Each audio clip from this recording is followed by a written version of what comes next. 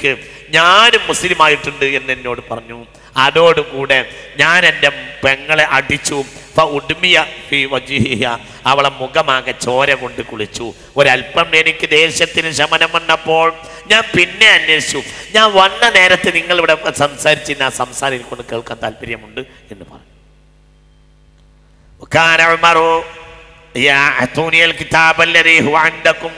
നിങ്ങൾ ഞാൻ വരുന്ന നേരത്തെ പഠിച്ചുകൊണ്ടിരിക്കുന്ന ആ കിതാബ് എനിക്ക് കൊണ്ടുതരണം എന്ന് പറഞ്ഞു.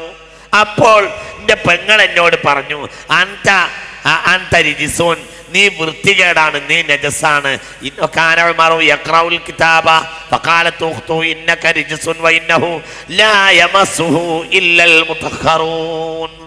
പരിശുദ്ധരല്ലാതെ മറ്റാരും തൊടാൻ പാടില്ലാത്ത കിതാബാണ് ഈ കിതാബ്. ഇതിന് ലക്ഷ്യം പിടിച്ച് പറഞ്ഞിട്ടുണ്ട് സൂറത്തുൽ വാഖിയ.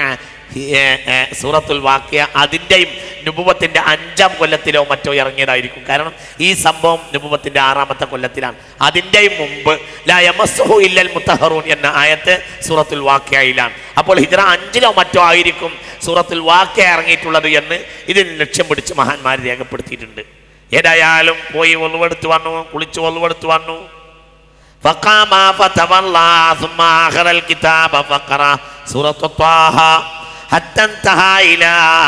ഇന്നനി അനല്ലാഹു ലാ ഇലാഹ ഇല്ലാ അന ഫഅബ്ദുനി വഅഖിമിസ് സ്വലാത ലിദിക്രി. അതുവരെ ഓടി ഉമർ ബിൻ ഖത്താബ് റളിയല്ലാഹു അൻഹു. ഫഖാല, ഉടനെ ചാടി എണീറ്റ് പറഞ്ഞു, ഇന്നി അർജു അൻ തകൂന ഈ താല്പര്യം തന്നെയാണ് എനിക്കുള്ളത്, ഇത് ലഭിക്കാൻ വേണ്ടിയാണ് ഞാൻ കാത്തിരുന്നത് എന്ന് പറഞ്ഞു മഹാനായ സയ്യിദ്ന ഉമർ ബിൻ ഖത്താബ്. ഉടനെ ബഹുമാനപ്പെട്ടവരുടെ അളിയൻ പറഞ്ഞു, എന്ന റസൂലുള്ളാഹി സ്വല്ലല്ലാഹു അലൈഹി വസല്ലം ദഅ ലക യൗമൽ ഖമീസ്, കഴിഞ്ഞ വ്യാഴാഴ്ച രാത്രി റസൂലുള്ള നിനക്ക് വേണ്ടി ദുആ ചെയ്തിട്ടുണ്ട് ഉമറേ. ആ ദുആ അല്ലാഹു ഫലിപ്പിക്കുകയാണെന്നാണ് ഞാൻ മനസ്സിലാക്കുന്നത് എന്ന് ഉടനെ അളിയൻ പറഞ്ഞു. പിന്നെ പുറത്തിറങ്ങി റസൂലുള്ളാഹിനെ അന്വേഷിച്ചുകൊണ്ട് പുറത്തിറങ്ങി. സഫാ മലയുടെ താഴെയുള്ള ആ ദാറുൽ അർഖമിലായിരുന്നു ഹബീബ റസൂലുള്ളാഹി താമസിച്ചിരുന്നത്. അങ്ങനെ ആ വീട്ടിലേക്ക് ഉമർ ഇബ്നുൽ ഖത്താബ് പുറത്തിറങ്ങിയിട്ട് ആ വീട്ടിലേക്ക് റസൂലുള്ളാഹി താമസിക്കുന്ന ആ വീട്ടിലേക്ക് കയറി ചെന്നു. വാതിൽക്കൽ ഹംസ റളിയല്ലാഹു അൻഹു ഉണ്ട്, വത്വലഹത്ത് ബിൻ ഉബൈദില്ലയുണ്ട്, വനാസുൻ ഒരു വിഭാഗം ആളുകളുണ്ട്. ഫഖാല ഹംസ പറഞ്ഞു, ആരാ ഉമറു, ദാ ഉമറാണ് വരുന്നത്. വാതിൽക്കലേക്ക് തന്നെയാണ് നീങ്ങി നിന്നു. റസൂലുള്ളാഹിനെ ആക്രമിക്കാൻ വരികയായിരുന്നു ആണെങ്കിലോ എന്ന് വിചാരിച്ച് വാതിലേക്ക് ഇറങ്ങി നിന്നു മഹാനായ ഹംസ റളിയല്ലാഹു അൻഹു. എന്നിട്ട് പറഞ്ഞു, ഈ യുരിദില്ലാഹു ബിഹി ഖൈറ, നല്ലതിന് വേണ്ടിയാണ് ഇവൻ വരുന്നതെങ്കിൽ ഇവന് മുസ്ലിം ആകാം. ഇവൻ വേറെന്തെങ്കിലും ആണ് കാര്യത്തിനാണ് വരുന്നതെങ്കിൽ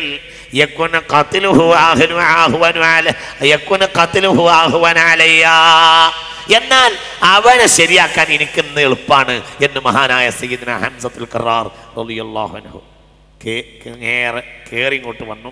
റസൂലുള്ളാഹിനെ അന്വേഷിച്ചു. കാനൻ നബിയു ദാഖിലൽ ബൈത്ത്, വീട്ടിന്റെ ഉള്ളിൽ റസൂലുള്ളാഹിക്ക് വഹി ഇറക്കപ്പെടുന്ന അവസ്ഥയിലായിരുന്നു. നേരെ റസൂലുള്ളാഹിന്റെ അരികിലേക്ക് കയറി ചെന്നു. അപ്പോൾ വസ്ത്രം റസൂലുള്ളാഹിന്റെ അടുത്തേക്ക് ഉമർ ഇബ്നുൽ ഖത്താബ് ചെന്നതോടുകൂടെ തന്റെ വസ്ത്രം, ഉമർ ഇബ്നുൽ ഖത്താബിന്റെ വസ്ത്രം റസൂലുള്ളാഹി അങ്ങോട്ട് കൂട്ടിപ്പിടിച്ചു. നിനക്ക് ഇപ്പോഴും നിർത്താനായിട്ടില്ലേ?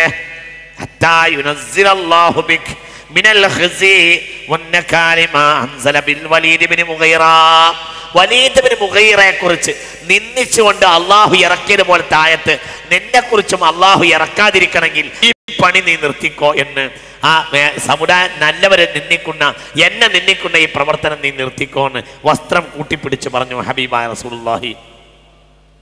فقال عمر പറഞ്ഞു, അശ്ഹദു അൻ ലാ ഇലാഹ ഇല്ലല്ലാഹ് വഅശ്ഹദു അന്നക റസൂലുള്ളാഹ്. فكبر أهل الدار تكبيرة سمعها أهل مكة. ഇതാണ് ഭയങ്കര സംഭവം. അന്ന് തന്നെ പേര് കിട്ടിയിട്ടുണ്ട്, അൽ ഫാറൂഖ് എന്ന പേര് കിട്ടി. വീട്ടിന്റെ ഉള്ളിൽ കയറി ഷഹാദത്ത് കലിമ രണ്ടും മൊഴിഞ്ഞതോടുകൂടെ കബ്ബറഹ അഹ്ലുദ്ദാരി വീട്ടുകാർ മുഴുവനും തക്ബീർ ചെല്ലാൻ തുടങ്ങി. സമിഅ അഹ്ലു മക്ക ഞങ്ങൾ വിജയിച്ചു, ഇന്നു മുതൽ ഞങ്ങൾ വിജയിച്ചു എന്ന് പറഞ്ഞിട്ട് സമിഅ അഹ്ലുദ്ദാർ സമിഅ അഹ്ലു മക്ക മക്കക്കാർ മുഴുവനും ആ വീട്ടിലുള്ളവർ മുഴുവനും തക്ബീർ മുഴക്കി. അല്ലാഹു അക്ബർ അല്ലാഹു അക്ബർ അല്ലാഹു അക്ബർ ലാ ഇലാഹ ഇല്ലല്ലാഹു അല്ലാഹു അക്ബർ അല്ലാഹു അക്ബർ വലില്ലാഹിൽ ഹംദ്. ഒരു ചെറിയ കാര്യം ഞാൻ ഇതിനിടയ്ക്ക് പറഞ്ഞുതരാം. ഇത് ഖൈറായ കാര്യങ്ങളും മറ്റൊക്കെ കേൾക്കുമ്പോൾ ആ വിഷയത്തിന് തക്ബീർ മുഴക്കുക എന്ന ഇന്ന് മുസ്ലിമീങ്ങൾ അനുവർത്തിക്കുന്ന ഒരു ശൈലിയിൽ ഇതിനൊരു മഹദ് ഉണ്ട് എന്ന് ഞാൻ മനസ്സിലാക്കുന്നു. പക്ഷെ ആവശ്യമുള്ളതിനും ആവശ്യമില്ലാത്തതിനും തക്ബീർ മുഴക്കുന്ന ഏർപ്പാട് നിർത്തിയിട്ട് ആവശ്യമുള്ളതിന് മാത്രം ആക്കുകയാണെങ്കിൽ അത് വലിയ ഖൈറായിരിക്കും എന്ന് മനസ്സിലാവും. അവിടെ ഒരു മഹദ് ഉണ്ട് എന്ന് മനസ്സിലാവുന്നുണ്ട് ഇതിന്. ഉടനെ പുണ്യനബിയോട് ചോദിച്ചു, യാ റസൂലല്ലാഹ്, പുണ്യനബിയെ അലസ്നാ അലൽ ഹഖ്, നമ്മൾ സത്യത്തിന്റെ ആളുകളല്ലേ? നമ്മൾ സത്യത്തിന്റെ ആളുകളല്ലേ നബിയെ എന്ന് ചോദിച്ചു. അത് ബല, നമ്മൾ സത്യത്തിന്റെ ആളുകൾ തന്നെ. പിന്നെന്താണ് ഈ ഒളിഞ്ഞിരിക്കൽ? അന്ന് മുസ്ലിമായ അന്ന് ചോദിച്ചതാ. അന്ന് പേര് കിട്ടിയ പേരാണ് എന്ത്? ഫാറൂഖ്. അപ്പ പേര് കൊടുത്ത റസൂലുള്ളാഹ്. അതാണ് പേരിന് കാരണം. ഷഹാദത്ത് കലിമ ചെല്ലിയ ഉടനെ ചോദിച്ചു, അലസ്നാ അലൽ ഹഖ് യാ റസൂലല്ലാഹ്, നബിയെ നമ്മൾ സത്യത്തിന്റെ മേലല്ലേ നബിയെ? ഞാൻ അത് പിന്നെ എന്തിനാണ് ഈ ഒളിഞ്ഞിരിക്കുന്നതിന്റെ ആവശ്യം എന്താന്ന് ചോദിച്ചു. പിന്നെന്തിനാ നമ്മളിങ്ങനെ ഒളിഞ്ഞിരിക്കുന്നതെന്ന് ചോദിച്ചു. അങ്ങനെ ഞങ്ങൾ രണ്ട് നിരയായി, രണ്ട് ജാഥയായി, ഒരു ജാഥ രണ്ട് വരിയായി ആ ദാറുൽ അർഖമിൽ നിന്ന് കഅബാലയത്തിലേക്ക് പുറപ്പെട്ടു. ബുഖാരി അടക്കം എല്ലാ മുഹദ്ദിഥീങ്ങളും ഇത് രേഖപ്പെടുത്തിയിട്ടുണ്ട്. ജാഥയുടെ അസ്ല്, ഇസ്ലാമിക ജാഥയുടെ അസ്ല് തന്നെ. خرجنا صفين انا في احدهما وحمزه في الاخر. ഒന്നിന്റെ മുന്നിൽ ഞാനും നിന്നു, മറ്റേന്റെ മുന്നിൽ ഹംസയും നിന്നു. ഞങ്ങൾ രണ്ട് വരിയായിട്ട് അങ്ങനെ കഅബാലയത്തിലേക്കാണ് പുറപ്പെട്ടു. ജാഥ ഇസ്ലാമിക ജാഥയുടെ അസ്ലാണ്. فخرجنا صفين من الدار الى الكعبه. ഞങ്ങൾ രണ്ട് വരിയായി ജാഥയായി തക്ബീറും ചൊല്ലിയിട്ട് ജാഥയായി പുറപ്പെട്ടു. ഒരു വരിയുടെ മുന്നിൽ ഞാനും നിന്നു, ഒരു വരിയുടെ മുന്നിൽ മഹാനായ ഹംസത്തുൽ കറാർ റളിയല്ലാഹു അൻഹു. അങ്ങനെ ഹത്താ ദഖൽനൽ മസ്ജിദ, ഞങ്ങൾ പള്ളിയിലേക്ക് കയറി ചെന്നപ്പോൾ ഫനളറതു ഖുറൈശുൻ ഇലയ്യ വഇലാ ഹംസ, മുന്നിൽ നിൽക്കുന്ന എന്നെയും ഹംസയെയും ഖുറൈശികൾ നോക്കാൻ തുടങ്ങി. ഫഅസാബഹും കആബത്തുൻ ശദീദാ, അവർക്ക് വലിയ വിഷമമുണ്ടായി.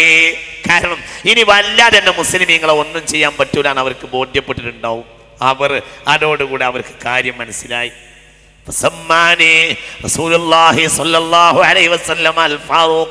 ഈ ഒരു സംഭവത്തിൽ ഹബീബായ നബി എനിക്ക് നൽകിയ പേരാണ് അൽ ഫാറൂഖ്. ഹക്കിന്റെയും ബാത്തിലിന്റെയും ഇടയിൽ പരസ്യമായി വിട്ടുപിരിച്ച ആൾ. ഇതാണ് ഫാറൂഖിന്റെ അർത്ഥം. أنه أظهر الإسلام وفرق بين الحق والباطلين. ഹക്കിന്റെയും ബാത്തിലിന്റെയും ഇടയിൽ വേർതിരിച്ചു. അന്ന് റസൂലുള്ളാഹി എനിക്ക് കിട്ടിയ പേരാണ് അൽ ഫാറൂഖ്. ഉമർ ഫാറൂഖ് റസൂലുള്ളാഹി നൽകിയ പേരാണ്. വേറെയും ധാരാളം കാരണങ്ങൾ കാണുന്നുണ്ട്. എല്ലാവരും ഹബീബായ റസൂലുള്ളാഹി ഒളിഞ്ഞിരിക്കുകയായിരുന്നു. 10-40 ആളുകൾ ഉണ്ടായിരുന്നു. പക്ഷെ അവർ ഒളിഞ്ഞിരിക്കുകയായിരുന്നു. അവർ പുറത്തിറങ്ങാൻ പഠിച്ചുകൊണ്ടിരിക്കുകയായിരുന്നു. ഞാൻ ചെന്നു ഹബീബായ റസൂലുള്ളാഹിനോട് പറഞ്ഞു, നബി എന്നെ ഇരിക്കാൻ പാടില്ല, എന്നെ പുറത്തിറങ്ങണം എന്ന് പറഞ്ഞു. അങ്ങനെ എല്ലാവരും ഞങ്ങളോടുകൂടെ പുറത്തേക്ക് വന്നു. വലിയ 2 സഫുകളായി ബഹുമാനപ്പെട്ട കഅബാലയത്തിലേക്ക് പോയി. എല്ലാവരും തക്ബീർ മുഴക്കുകയും ചെയ്തു. അതുപോലെ മക്കക്കാരെ ഖുറൈശികൾക്ക് വിഷമമുണ്ടായ ഒരു സമയമുണ്ടായിട്ടില്ല.